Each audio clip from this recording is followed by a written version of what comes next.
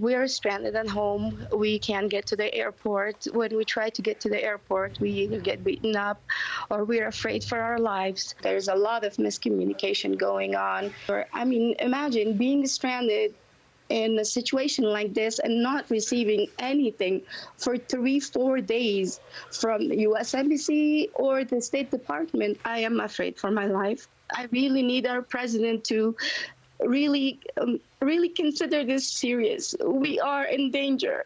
We are in danger, Mr. President. Please help us. That was an American woman stranded inside Afghanistan. She's crying. She's begging for help. Joining me now is former ambassador at large and coordinator for counterterrorism under President Trump. He is Nathan Sales. It's great to have you on, Nathan. Your reaction to that? Boy, it's just heartbreaking. And I think it shows the real disconnect between what people are saying in Washington and the reality on the ground in Kabul. You know, we're hearing very rosy predictions about the ability to get everybody out on time. It's not going to happen. We are leaving people behind. We're leaving Americans behind. We're going to be leaving Afghan translators and soldiers who fought alongside their American brothers and sisters. That's no way to run a withdrawal.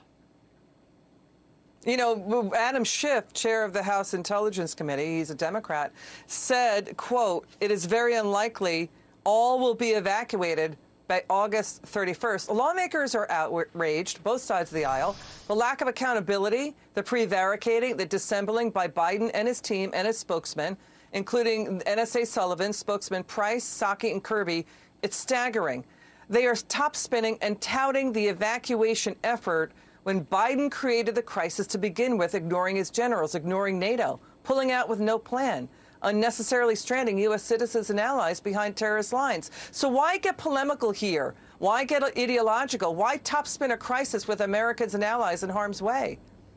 It's a great question, and it's not too late to change course. We still have time, while we have a substantial military presence on the ground, to say to the Taliban, you don't get to boss us around. We are dictating terms to you. That's the way it works. Superpowers don't take terms from terrorists. It's the other way around. And what the White House needs to do is make very clear that we are going to keep our soldiers at the airport, or if necessary, Bagram Air Base just north of the city, until every last American is evacuated and every last Afghan translator or soldier or vulnerable person who believes in America is able to get out of harm's way. Because today, when the president decided that we're leaving on the 31st, come hell or high water, he basically signed the death warrant for the people who are going to be left behind.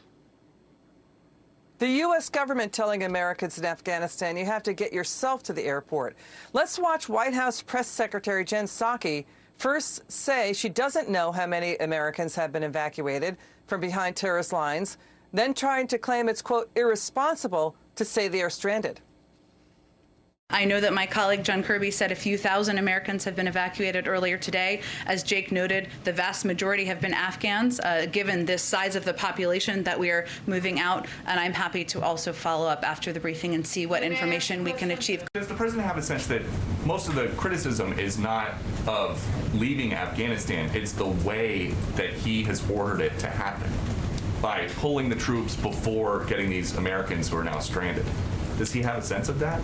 First of all, I think it's irresponsible to say Americans are stranded. They are not. There are no Americans stranded is the White House's official position on what's happening in Afghanistan. Okay, let's show this CBS, the Washington Post, the New York Times reporting that, yes, Americans are stranded. What would Jen Psaki call it if she couldn't get her own children out because of the Taliban? Would you call it babysitting? Is this setting up to be a global hostage crisis? Well, that's the real fear. And, you know, ask any American who's desperately trying to brave Taliban checkpoints to get a flight to freedom, whether they feel stranded. And I think they'd probably give you a different answer than what we just heard from the White House.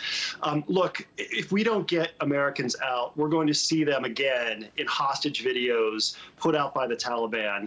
The Taliban and al-Qaeda have been taking Americans hostage for years. And with 15,000 of our fellow countrymen and women in harm's way, we've got to get them out, because if we don't, the Taliban are going to go door to door, hunt them down and find them.